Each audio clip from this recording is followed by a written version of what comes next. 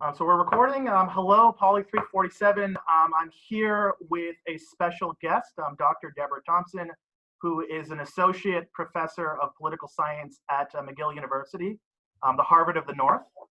Dr. Thompson, thanks so much for being here. Hey, my So before we get started, so you've been in Montreal how long now? Maybe 2 weeks. Maybe 2 weeks. So as soon as you We get had to here, we had to quarantine for 2 weeks, and then we actually got to live in our apartment. yeah. For 2 So I weeks. forgot to ask, but you must really be enjoying the Quebec childcare. Yes, the childcare here is $8.35 a day, and so we are paying as much for a year of daycare as we paid in a month in Oregon. There you have it, student socialism. It works. It's pretty incredible. It's pretty incredible, I'll have to say. Not too long after you get into Montreal, you have very interesting protest-related activities. Over the weekend, I guess this was a defund the police protest, I believe, in Montreal. Mm-hmm. It culminates with a toppling and beheading of a statue of Canada's first Prime Minister, John A. Macdonald. Do you want to provide some context for that situation? I'm sorry? Would you like to provide some context for that situation? Sure. So this happened in the context of, as I'm sure you and your students know, Confederate monuments have been toppled around the country. Monuments to colonialism have been toppled around the world, and Canada is not immune to those forces. Canada was founded as a white settler society. The country exists on what is largely still Indigenous land in parts of the country, never surrendered Indigenous land. And the early governments of Canada were explicitly racist. And Sir John A. Macdonald was a racist. He may not have been an enslaver like the American founding fathers were, most of the American founding fathers, but he certainly held very problematic views on the inhumanity of Black people and Asian people. And you could put Sir John A. Macdonald's fingerprints pretty directly on the creation of a racist reservation system here in Canada. Also, the residential school system. Yeah, which is a national outrage. Absolutely. These are programs that had their origins in the very early days of Canada, and they were incredibly destructive for Indigenous people. We're talking not just about the destruction of Indigenous, the siphoning of Indigenous land into these small reserve systems, but also the destruction of Indigenous cultures and languages, and the impacts of which have been felt for generations. Wonderful. So let's move on to, I absolutely love the essay you wrote a few months back for Globe and Mail, and I'm really thrilled that I get to assign it to my students. So it's something that obviously speaks to some of your research that you've done on sort of comparative race and ethnicity, but is also a deeply personal essay that speaks to your own experiences as a Black woman who's lived on both sides of the Canada-U.S. border. So do you want to start with explaining a little bit about your own research as it pertains to race, and specifically different understandings of race as they exist in Canada and the U.S.? Sure. So I'm a political scientist by trade, by training at least. And my research is on the comparative politics of race. So I look at the origins of our ideas and understandings of race, and also the manifestations of race politics in different places. And this is unusual and important in part because the scholarship on race politics is dominated by American political scientists and American political science, right? So if you think about where does racism exist? Most people in the world are going to say America, that's the home of racism. And what my work does is put the U.S. in comparative context. I look at not just the way that racial dynamics have developed and evolved in the United States, but also comparatively in terms of other countries like Great Britain and Canada, and the ways in which these forces actually interact, right? So it's not as though things happen in the U.S. and then the consequences of that stay only in the borders of America, but rather I look at the ways in which the civil rights movement had these ripple effects around the world. And I look at the ways in which ideas about race and manifestations of racism that maybe began in one place are transferred into other places. And you've done, in your own sort of research agenda, a lot of work on how national censuses have been used as tools of race making. Yeah, so my first book was on the politics of the census. I looked at the national censuses of Canada, the US, and the UK. And, there's that question on the census that asks you, like, what race you are. And so I looked at where those questions come from, how they've changed over time, where the racial categories that we have come to know, like where they came from and how they've changed over time. And I compared the politics of the census in different places. The census it's this one, on the one hand, it's this really boring government form that we like fill, file, and forget. On the other hand, the census is incredibly important, in part because it's linked to the two most basic modalities of government: representation and redistribution. And so without the census, we don't know what the population of our countries is. And without census data on race, we are unable to tell the extent of racial discrimination. And so these countries like Canada, the US, and the UK now count by race, in part because without racial data, we don't know what the racialized effects of, for example, COVID have been, right? Without racial data, we wouldn't know that COVID has resulted in a death rate that's, for Black Americans, that's 2.5 times the death rate for white Americans. Right. So having that data is incredibly important, in part because like good public policy is based on evidence.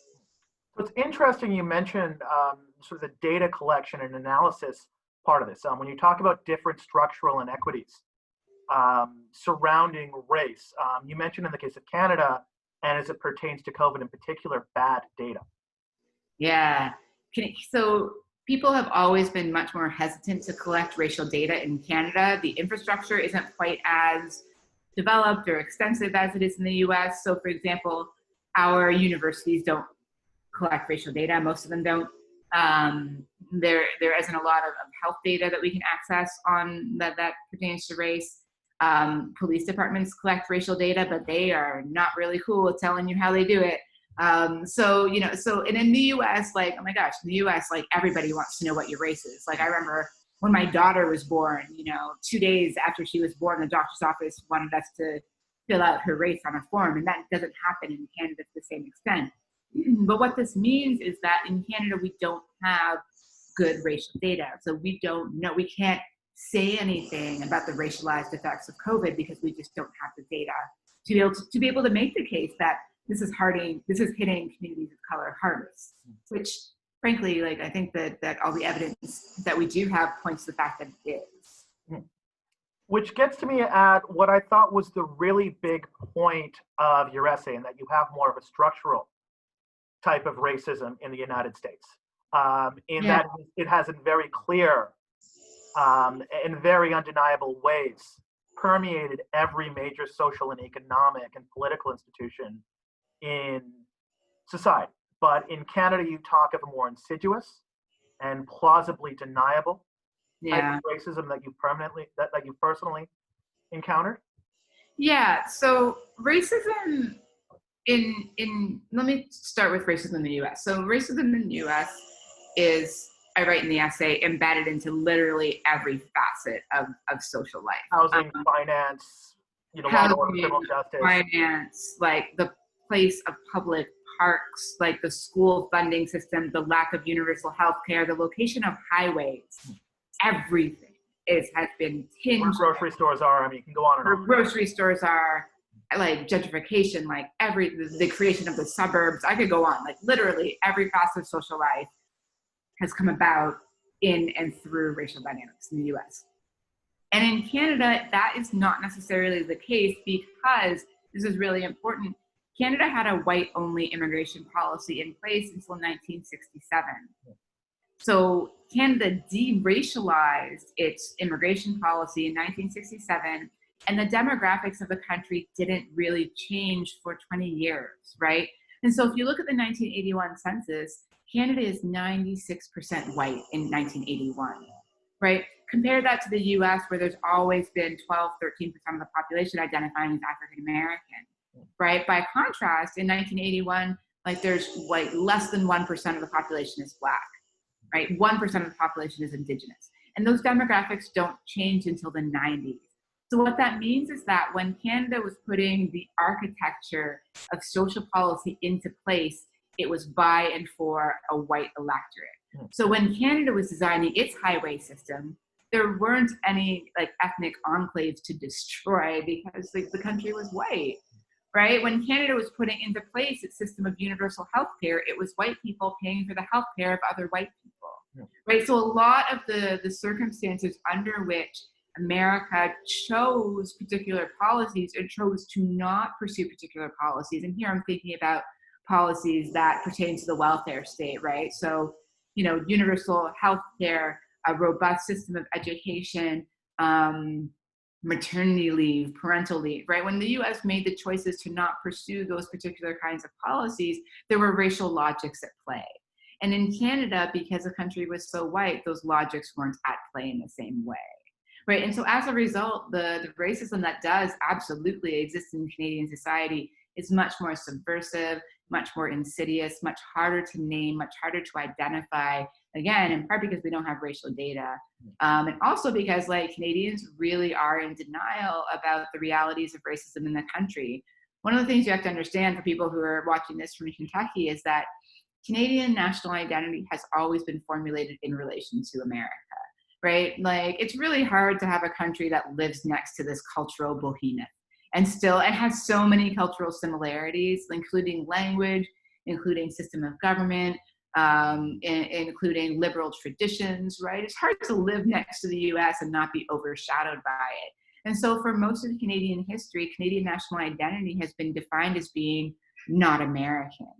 And because racism is seen around the world as an American issue, as like monopolistically an American issue, being Canadian as being not American means that the country, like because racism is American, Canadians can't possibly be racist. Like that's the mentality of people in the country. And like, so trying to get Canadians to acknowledge that racism exists, you're fighting this uphill battle from the get-go. Yeah, you include this wonderful Ronaldo Walcott quote, Canada needs to see itself as a place that rescues Blackness from the evils of American racism. I usually assign a piece of his on Caribbean popular culture in Canada. So to me, that actually brings me to the line more than any in this essay that jumped out to me. And a line that I suspect was deeply personal on your end, and revelatory on your end, is I'd come to the United States to learn to love Blackness. Yeah. I mean, so I think that, you know, I don't know what the demographics of your students are, but I think that, you know, it's entirely possible to teach race politics and have it be like nothing but bad news, you know, like I teach a course on Black Lives Matter. At one point, one year I was teaching it at like 8 a.m. And like my students would come into class and I was like, all right, guys, it's 8 a.m. Like, let's talk about lynching. Like, it's not, there's a lot of bad history. There's a lot of trauma. There's a lot of violence. There's a lot of rape. There's a lot of terrible, terribleness. Racial domination is not nice. You know, it's traumatic and awful and it causes like intergenerational strife. But the thing that I learned while living in the US is that like, you know, the racial identity of Black people in America, it's not all about domination. It's about like community and magic and soul and like this sense of linked fate, you know, that people who identify as Black in the US, like we feel linked to each other. And that's part of the reason why the viral murders of Black people affect other Black people, in part because we know that could have been us, right? Like we know that, you know, my father always says like, there, but for the grace of God go I. And what that means is that, you know, it could so easily be any one of us that's stopped by the police and ends up dead. And that sense, right, that the things that happen to people who look like you directly affects your life is fairly unique in that African Americans feel that. We know through public opinion surveys, African Americans feel that linked fate much more than other racial groups. And like that kind, even though like being Black is embedded in these systems of racial domination, the thing that I learned by living in the United States is that it's also like incredibly powerful and like magical. And the ability to live in a society that hates you and still thrive and be able to love who you are in spite of that is something I think that's incredibly powerful. So you write about a kind of invisibility you felt growing up in Canada and a kind of otherness you felt. Was it something that disappeared when you were in the United States, or did you feel otherness of a different form in the US? So and this could be unique to my experience, and I wouldn't want to talk about or for other Black Canadians, but so I grew up in a suburb, it was like the outer edges of Toronto, and I grew up in a very, very white town, and like my siblings and I were like the only Black kids around. We were the only like people of color around, and so I grew up being like the only one, right? And for people who have never been the only one, it's like any room you walk in, you're the only person who looks like you. And white people are so rarely in this circumstance, right? They can't often imagine what it's like to be in a room where like you're surrounded by people of a different race, and only, and like no one is white, right? Like white people just can't imagine what this is like. But this is like the life that I grew up with.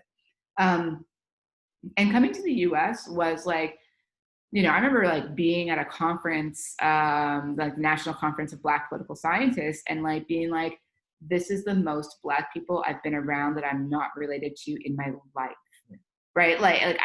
So being in the US gave me this sense of Black community that I didn't have access to in Canada.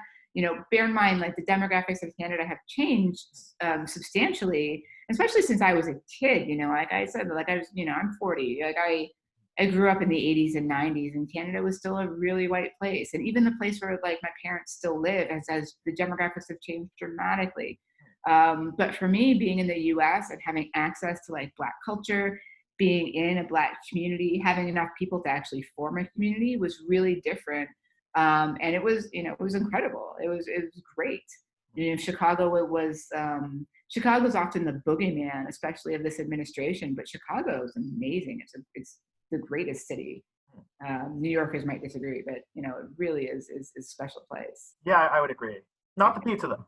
Yeah, no. The pizza is basically like baked lasagna. Yeah, exactly. The pizza, I love it, but I think it's actually a reasonably close big city from Kentucky. People think of Kentucky as the South, but it's kind of this weird gray area between the West and the South. It's sort of its own deal. Yeah. Wonderful.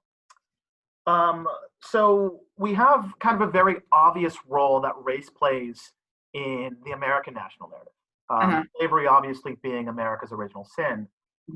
What role, if any, do you see race playing in the Canadian national narrative? Yeah, that's a really good question. So Ronaldo Walcott and others like Catherine McKittrick often talk about Black people as being absented presence in the Canadian national narrative. And what that means is that in some ways, like the Canadian national narrative, which is premised on like Canadian multiculturalism, diversity, it's, a mosaic, not a melting pot, not America, all of these things, right?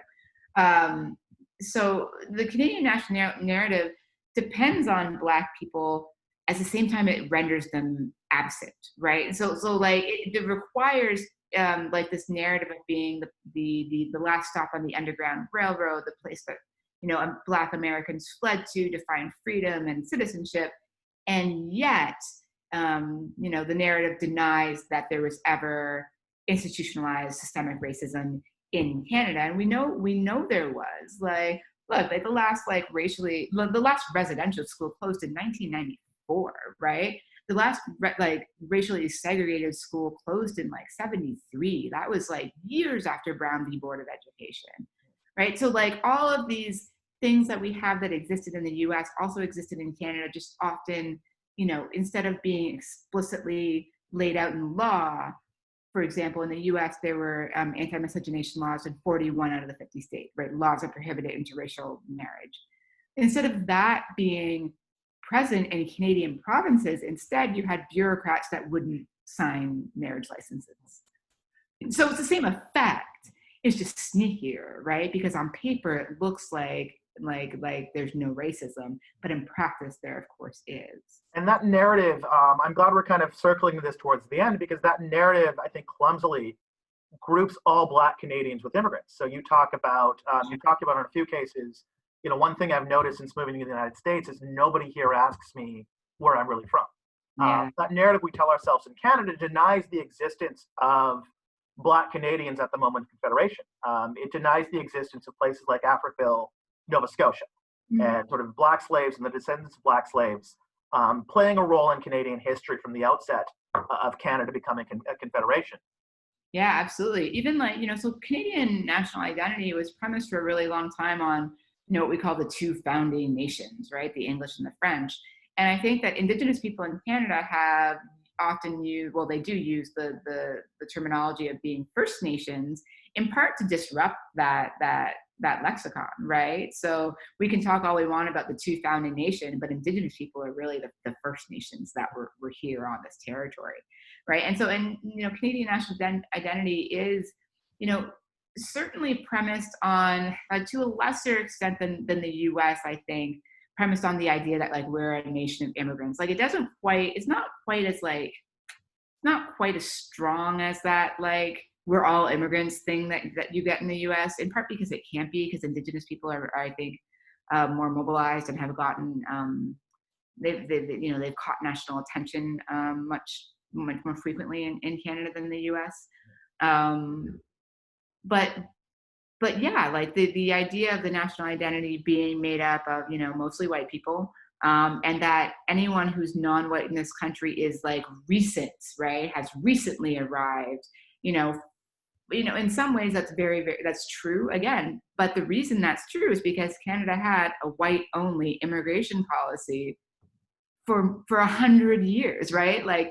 And so it's interesting that Canada, on the one hand, can have this national identity that's premised on being not racist and the Canadian multiculturalism and the mosaic.